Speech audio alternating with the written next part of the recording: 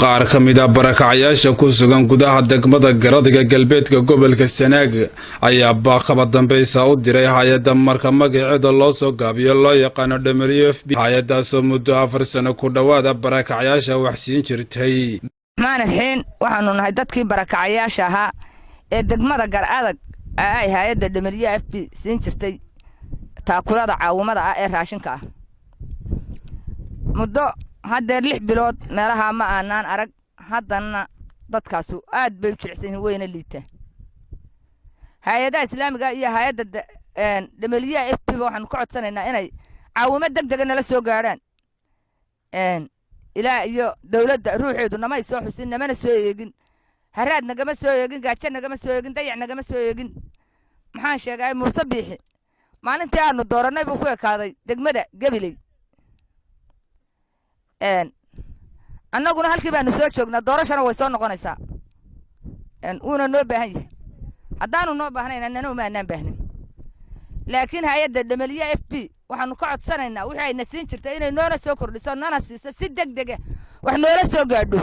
waxaanu nahay walaalayaal hay'adii aan taakula hay'addu waxaanu nahay dadkii barakacay ee caydoobay ee aad taakulayseen walaalayaal Allah haydin taakulayo Allah cadawga haydin ka hayo waxaanu dooraynaa halkii baanu joognaa adduunyo nooma soo dhalanay inaad taakulaysaan oo si wanaagsan noogula soo degdegtay wixii ay na siin jirtay haddana waanu u baahanaa walaalayaal liibaana waa idin sugaynaa walaalayaal صلى على محمد halkan waxaanu nahay haweenkii Garadag ee hay'adda ku magac dheer WFP hay'adda taakulo qaxoontigii baanu nahay dadkii xoolahoodii waayay ka dhamaadeen ee ka caydoobay sidii baanaanu adduun lanahay anagu joognaa qaxoontigii waxa weeye bulashii yareeray ay nagu taakulayn jireen sidii baanu joognaayo waanu sugaynaa hay'adii wayna naga fogaato nooma iman baryahan hanoo soo dayso raashinkii ay nagu caawisay ee aanu ku badhaadhnay aanu in badan qaadanaynay annagoo in badan ayna siinayso aanu qaadanaynay haddana waxaa la yidhi calool baan kayd lahayn guri baan ceed lahayn waxa weeye lama ummaddu intay nooshahay cuntada ma dayso hanoo soo dayso raashinkii taakulo hay'adda taakulo raashinka hanoo soo dayso ayna siin jirtay macaana inagu taakulaysay hanoo soo dayso si degdeg ayaan ugu baahan dhanka kalena waxaanu wax ka weydiinay maayirka degmada Garadag mudane Faarax Aadan Ciise iyo gudoomiyaha qaxoontiga ee degmada Idla Gaaroof iyaguna waxay baaqama dambaysa u direen hay'adda taakula ama WFP oo muddo 4 sano ku dhawaada wax siin jirtay barakacayaasha si kastaba ha ahaatee barakacayaasha aan haysan Allah wax baxshe waxay cunaan iyo waxay qootaan ayaa mar labaad iyo mar saddexaad codsi kaba dambaysa u diray hay'adda WFP ama taakulo inay dib ugu soo celiso waxay siin jirtay deegaanka degmada Garadag ku nool siiba kuwan ku jira ma garanaysaa gudaha magaalada iyo hareeraheeda iyo kuwa kale oo tuulooyinka jooga iyo kuwa meelaha kaamka jooga badankoodu wax weeye waa dadkii ugu horeeyay abaartii 2016 iyo 17kii ay xoolihii ay ka caydhaysay marka dadkaasi ma helin wax dib u xoolayna runtii waa la caawin jiray oo hay'adaha caawin jiray iyo xukuumadaba dhinaca hay'adaha markaa ugu dambeeyay ugu xoog roona waxay hay'adda WFP hadda muddo 5 bilood ilaa 4 bilood waxba kama helin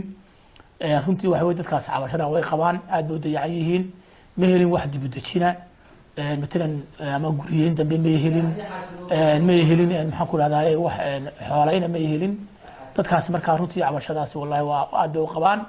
wax fara badan baa ma garanaysaa dee meela badan aan u gargaraacnay runtii waxaanu ka codsanaynaa hay'adda WFP in ay dadka ay u soo celiso markaas wixii ay tari jirtay sababtoo cid lagu haleeyaa ma jirto xukuumaddana waxaan leenahay sida hay'adda barakacayaasha dadka in la soo eego dhowr jeer qoraaladooda waanu geynay dadkaasi meel ku tiirsan yihiin ma jirto marka xoolahooduna waa dad ay ka fara baxeen marka dadka waxba looma wax alaale wax ma garanaysaa kale oo in wax la siiyo mooyaan wax kale oo loo qabtay ma jirto waxaan codsanaynaa in dadka dib u xoolayn loo sameeyo la soo eego yaa ka soo qaadeen barakacayaasha degmada Garadag ee dadkii 2016kii ilaa 2017kii soo galay bay ahaayeen dadkaasi muddo 4 bilood ah waxba may arag xaaladda idin sheegeen waa xaalad aan anigu filayay inay taagan tahay xukuumad ahaan iyo hay-adaha somalilan joogaaba aada iyo aad bay howlaha uga howlgaleen muddooyinkii hore dee waana sanado kala wareegoo 2020kii baa la galay aada iyo aad baa ugu mahadsantihiin horta qoladiina wariyayaasha ay mar haddaad idinku xoogaha abaadi doonteen horta hay-adda ugu facda weyneyd ee degmada wax ka bixin jirtay intii dambe WFP bay ahayd hay-adda WFP oo dadka raashin u qortay dadkii soo galay magaalada iyo tuulooyinka degmadu ay xukunto ilaa kaamoonka meelaha barakacayaasha ah hay-addaasi waa hay-adda WFP oo Cumar Jaafar isagoo jooga taakulo aad iyo aad buu ninkaasina u mahadsan yahay gudoomiyaha taakulo